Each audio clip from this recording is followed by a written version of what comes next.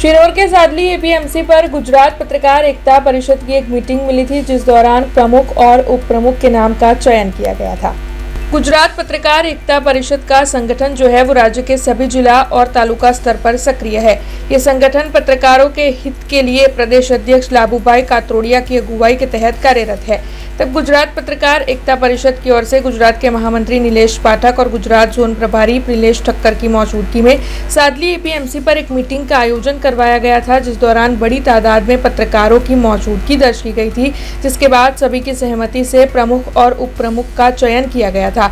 तब शिनोर तालुका प्रमुख के तौर पर लवकेश ठाकुर और उप प्रमुख के तौर पर नीलेश पटेल का चयन हुआ है। ऐसे में आपको बता दें कि इस दौरान गुजरात पत्रकार एकता परिषद संगठन के वडोदरा के जिला प्रमुख घनश्यामभाई पटेल, महामंत्री हुसैन भाई मंसूरी और अन्य अग्रणी भी वहां पर मौजूद रहे थे।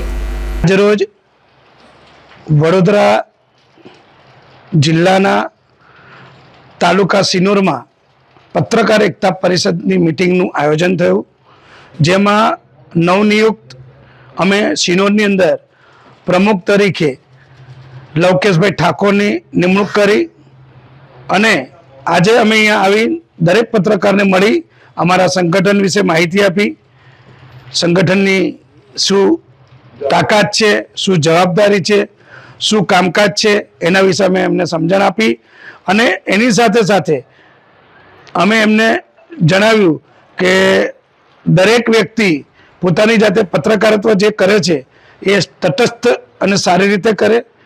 બીજું ઉપપ્રમુખ તરીકે નિલેશભાઈ પટેલની પણ વરણી કરવામાં આવી, તો હું એમને પણ અભિનંદન પાઠવું છું।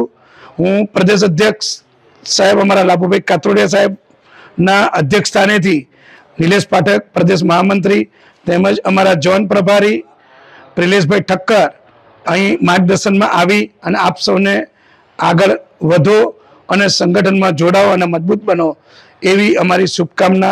धन्यवाद।